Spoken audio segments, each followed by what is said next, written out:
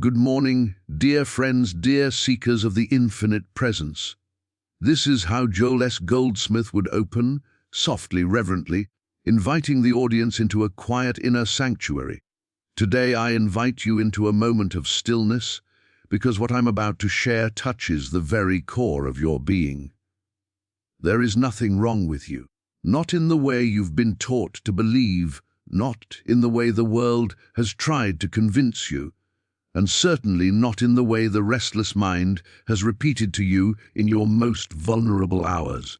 Dear friends, behind every fear, every doubt, every ache of inadequacy, there is a radiant self, untouched, unharmed, unchanged.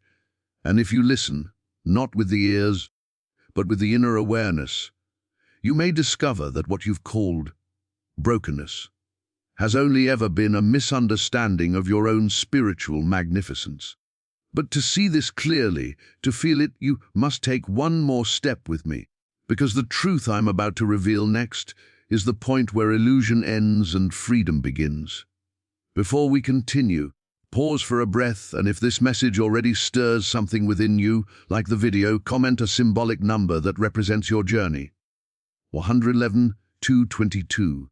333 and subscribe so you don't miss what unfolds next. And so, dear friends, let us look gently at this first truth. You are not the limitation your mind has identified with for so long. You have accepted the mind's portrait of you as though it were an unquestionable authority. Yet the mind only paints using the colors it has gathered from the world, opinions, upbringing, wounds, comparisons, fears, and the incessant noise of human belief. The mind has never seen your true self. Therefore, it cannot possibly define you. The limitation you've accepted is not you. It is only a memory, an echo, a passing interpretation. It comes and it goes, rises and falls, changes shape with circumstances, which means it is not permanent, not eternal, not rooted in the divine reality of your being. If it were truly you, it could not be altered by a single conversation, a single disappointment, or a single moment of doubt. But you have seen it shift countless times, haven't you? One day you feel confident, another day uncertain. One moment you feel inspired, another moment discouraged. And yet you remain. Something deeper, quieter, untouched. Joel Goldsmith often reminded us that the human mind is not the source of identity. It is only an instrument, useful, but not the master. When you mistake the instrument for the self, you begin to believe that you are as limited as the thoughts passing through it. If the mind says, "You are not enough," you take that as truth. If it says, "You've failed," you believe it. If it tells you that others are more deserving, more capable, more gifted, you bow before those narratives as though they were divine decrees. But the spiritual self, the infinite presence within, has never once agreed with those conclusions. You are not the fear that visits you in the night. You are not the insecurity that rises when you step into something new. You are not the doubt that whispers when you dare to dream. These are only shadows cast by the mind when it stands between itself and the light within. Consider this: if you were truly flawed at your core, no amount of inspiration, no moment of stillness, no whisper of truth could ever lift you beyond that flaw. Yet every time you felt peace, every time a moment of clarity broke through the noise, every time love, compassion, or grace flowed through you so naturally, so effortlessly, you tasted something beyond the limitations you thought were yours. That taste was not an exception, it was a revelation. The real you cannot be improved because it was never damaged. The real you cannot be diminished because it was never small. The real you cannot be unworthy because it was born of worthiness itself. Every limitation you've accepted has been learned, not inherent. And anything learned can be unlearned, released, dissolved by the light of spiritual awareness. The moment you begin to observe the mind instead of obeying it, a subtle shift occurs. You start to see that the one who is aware of limitation cannot be limited. The witness is always greater than what it observes. When you become the witness, when you lean back into the quiet presence that simply as is, you discover that the limitation was never fused to your identity. It was only a garment you put on without realizing you could take it off. And as this awareness opens, as you step into the realization that the mind is not the authority of your being, something extraordinary begins to unfold. Because as this awareness opens, as you step into the realization that the mind is not the authority of your being, something extraordinary begins to unfold through the second truth, as the presence within you is already whole and complete. This is not a poetic idea, not a comforting affirmation meant to soothe you for a moment. It is a spiritual fact as real as breath, as present as stillness. The wholeness within you is not something you must earn, achieve, construct, or perfect. It is not waiting on your accomplishments, your healing, or your improvements. It exists prior to all of that. It is the quiet center of your being, the place where the infinite expresses itself as you. So often we search for wholeness as though it were lost somewhere out in the world. We imagine it will come when we finally fix something about ourselves, when we become more disciplined, more successful, more confident, more spiritually advanced. But the presence that is your true self does not participate in this endless striving. It is not fragmented, not wounded, not lacking a single thing. It does not need to be polished or repaired. It simply waits to be recognized. Wholeness does not arrive, it is revealed. And revelation comes not from trying harder, but from quieting the noise that has kept you from hearing what has been speaking within you all along. Many people spend their lives believing that something essential is missing in them. They try to fill that imagined emptiness with relationships, achievements, spiritual practices, and even self-improvement. Yet even after improving, the sense of incompleteness persists because incompleteness was never real. It was only a belief, one the mind clung to because it never learned to rest in the presence within. Goldsmith often taught that the presence is not something you access, it is what you are. And when you turn within, not with desperation but with quiet receptivity, you begin to sense it, a gentle fullness, a completeness that doesn't depend on outer conditions. Notice how you've experienced moments, however brief, when everything felt perfectly aligned without anything actually changing on the outside. Perhaps it happened in meditation, or while listening to a piece of music, or during a simple moment of gratitude. For an instant, you felt whole, not because the world arranged itself correctly, but because you paused long enough to touch the truth of your being. Nothing external gave you that moment. Nothing external can take it away. The completeness within you is constant, but your awareness of it shifts. The more you turn inward, the more you discover that this presence carries a peace that needs no explanation, a wisdom that needs no justification, and a love that does not depend on who approves of you or who understands you. When you realize this inner completeness, something subtle yet profound changes. You stop seeking validation from the world. You stop measuring yourself by standards that were never designed for the soul. You stop chasing the illusion that you must become something more to be worthy of your own life. The presence within you is whole, not because you have earned it, but because wholeness is the nature of spirit. And as you begin to rest in that truth, as you lean gently into the completeness that has always been there, the illusions of lack and inadequacy begin to loosen their grip.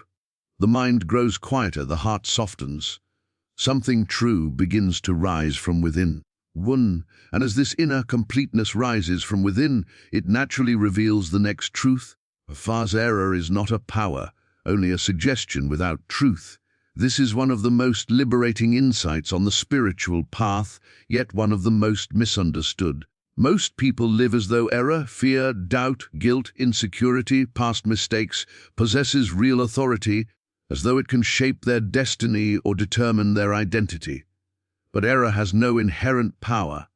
It is not a force, it is a suggestion suspended in thought, waiting for agreement. Without your acceptance, it cannot act, cannot grow, cannot define you in any meaningful way.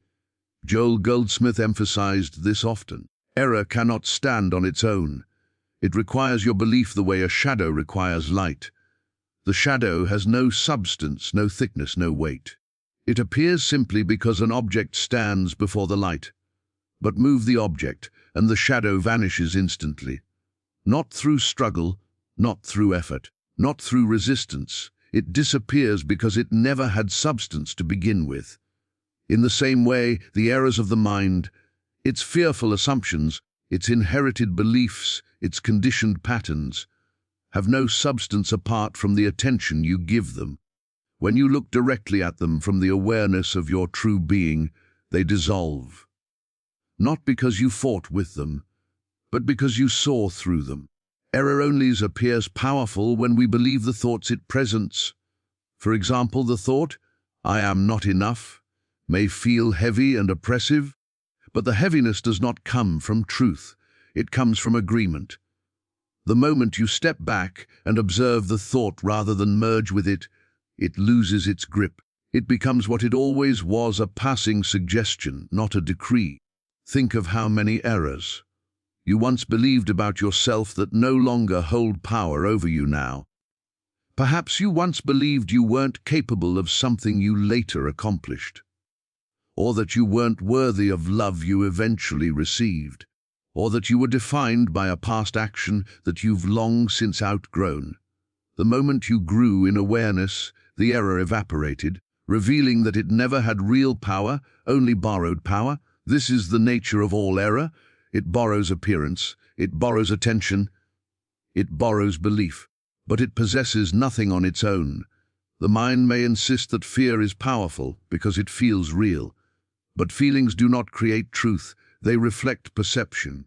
And when perception is rooted in misunderstanding, the feelings that arise are simply the mind responding to an illusion.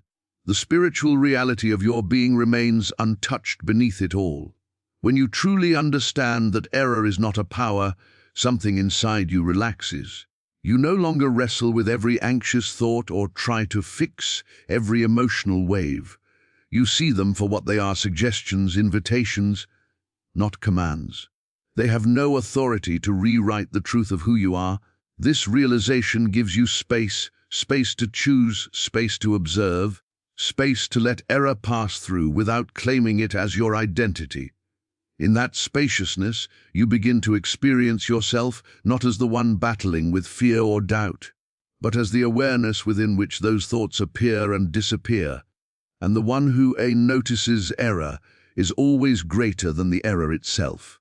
And as you begin to recognize yourself as the awareness in which these suggestions arise and dissolve, the next truth becomes unmistakably clear, as what you call problems dissolve in spiritual awareness. This may sound bold, almost unrealistic to a mind conditioned to see issues as fixed, heavy, and deeply woven into the fabric of life. But from a spiritual standpoint, what we label as problems are often only interpretations. Interpretations made from a limited viewpoint, disconnected from the deeper presence within. When you shift from mental perception to spiritual awareness, the problem doesn't always vanish outwardly at first, but its nature changes. You stop experiencing it as an obstacle and start seeing it as a passing appearance without ultimate power over your inner state. A problem gains its weight by how tightly the mind grasps it. The more attention you pour into the issue, the larger and more solid it seems. But the moment you step back into the quiet spaciousness of your inner presence, you perceive it differently. You stop identifying with the struggle and see it from a higher altitude, just as a mountaintop reveals how small the winding roads below truly are. Joel Goldsmith often taught that problems persist only at the level they are created. A mental problem cannot be solved by more mental activity. It dissolves when consciousness rises. You've likely experienced moments where something that once felt overwhelming suddenly seemed simple or irrelevant after a moment of peace or clarity. The situation didn't change, but you did. And because you changed, the meaning of the situation transformed with you. Spiritual awareness doesn't ignore the problem, it outshines it. It brings light to it, and light reveals that many problems were shadows created by misunderstanding. What once appeared threatening begins to lose its form. What once felt like a burden becomes an opportunity to witness the strength and stillness within you. What once seemed impossible becomes approachable because you're no longer trying to carry it alone. When you rest in awareness, you access a part of yourself that is not entangled in fear or urgency. From this place, solutions arise naturally, not forced, not desperate, but gracefully. You may suddenly feel guided toward a conversation you avoided or inspired to take a step you previously feared. Or you may find that the problem resolves itself in a way you never expected, simply because you stopped energizing the resistance around it. The truth is, the problem is never the real problem. It is the state of consciousness from which you face it. When consciousness is tight, reactive, and fearful, even small things feel unbearable. When consciousness is open, calm, and rooted in presence, even large challenges become manageable, sometimes even meaningful. And something remarkable happens the moment you stop fighting the problem, your energy returns. The exhaustion you feel is never from the issue itself, but from the inner conflict around it. Awareness dissolves that conflict. It allows you to see that the problem has no authority over your peace unless you grant it power. This is why some people seem unshaken by difficulties that would overwhelm others. It's not because they have fewer challenges. It's because they stand in a different awareness. They know that peace is not the reward of a problem-free life. It is the foundation from which life's appearances can be met with grace. And this grace, once it becomes your inner posture, naturally carries you into the next profound realization, as your healing begins when you stop trying to fix yourself. But this statement can feel almost contradictory, especially in a world that constantly insists you must improve, upgrade, and correct yourself to be worthy. From childhood onward, you've been conditioned to believe that something about you is flawed. Your personality, your habits, your thoughts, your emotions, your past. And so you spend years trying to repair an imagined defect, endlessly adjusting, striving, correcting, polishing, hoping that one day you'll finally feel whole. But healing, in the spiritual sense, does not begin with effort. It begins with recognition. Recognition of what is already present within you. Recognition of what is already whole. The moment you stop approaching yourself as a project, you create the space for transformation to unfold naturally. Trying to fix yourself implies that something essential is wrong. Yet we've already seen that error is only a suggestion and the presence within you is whole. So who, exactly, is the one trying to fix you? It is the mind, operating under the assumption that you are broken, that your worth is conditional, that your identity is tangled up with the mistakes you've made or the feelings that visit you. But the mind's efforts to fix itself are like a hand trying to lift its own shadow. The shadow only disappears when the light is recognized. In the same way, healing occurs when you step into awareness, not when you wrestle with your perceived flaws. There is a subtle, sacred shift that happens when you stop forcing yourself to be better and instead allow yourself to be seen, not by others, but by your own inner presence. To see yourself without judgment is to open the deepest doorway to healing. Judgment tightens, acceptance softens, and everything softens before it heals. Consider how much energy you've spent trying to become a better version of yourself, trying to eliminate fear, trying to silence doubt, trying to overcome insecurity. Yet have you noticed that the harder you try to fight these inner experiences, the stronger they become? Fear fed by resistance grows louder, doubt met with force entrenches itself, insecurity attacked with self-criticism digs in deeper. Healing begins when you stop battling your inner world and start listening to it. When you allow feelings to arise without labeling them as failures. When you permit yourself to be human without interpreting that humanness as an obstacle to your spiritual nature. Goldsmith often reminded seekers that the human sense of self does not heal itself, it yields to the divine presence. This yielding is not weakness. It is surrender to what is real. When you stop trying to fix yourself, you stop reinforcing the belief that you are broken. In that pause, that gentle letting go, the deeper truth has room to surface, and in that space, healing happens quietly. A heaviness lifts, a fear loosens its grip, a long-standing wound softens around the edges, not because you manipulated your inner world, but because you stopped interfering with the natural intelligence of your being. Healing is not an achievement, it is an unveiling.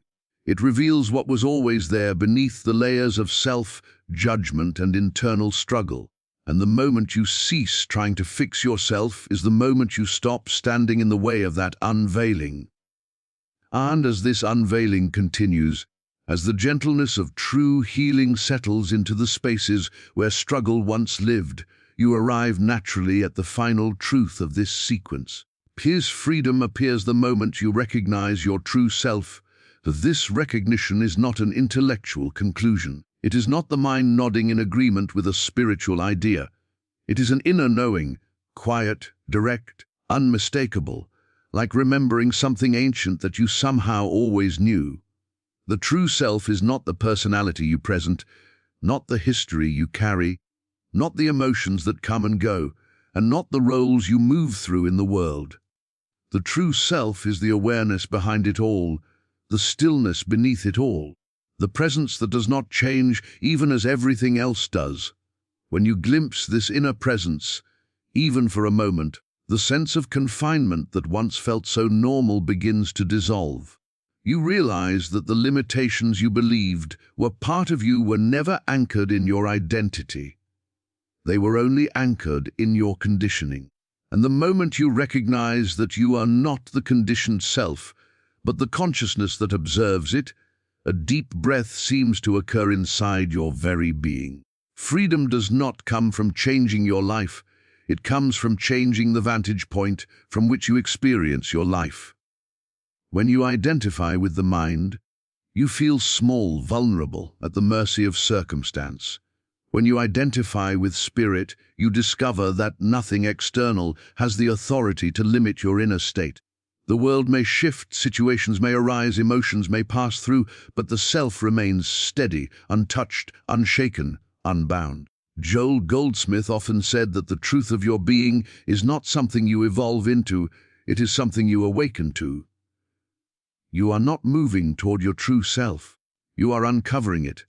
Each layer of fear, each mistaken belief, each inherited thought dissolves not because you push it away, but because you see that it was never you to begin with. And in this recognition, there is a remarkable lightness. Problems lose their identity. Old narratives lose their grip. Even long-held pain begins to lift because it can no longer latch onto a self that does not claim ownership of suffering. Freedom appears not as an achievement, but as a remembering, a return to the awareness that has been with you since your first breath, before the world taught you who you were supposed to be.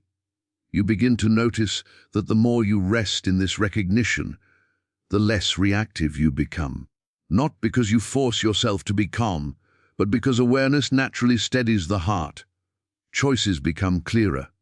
Interactions become gentler. Life becomes simpler, not because circumstances change, but because you are no longer meeting life from the perspective of the mind's fear, but from the spaciousness of your own presence. Freedom is not the absence of challenge, it is the absence of identification with the one who feels challenged. It is the shift from, I am this fear, to, I notice this fear, from, I am this pain, to, I am the space in which this pain arises, from, I am limited, to, I am the awareness that no limitation can touch.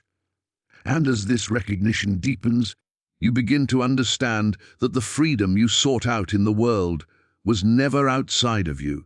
It was waiting in the quiet recognition of who you truly are. Beneath the noise, beneath the stories, beneath the temporary layers of human experience.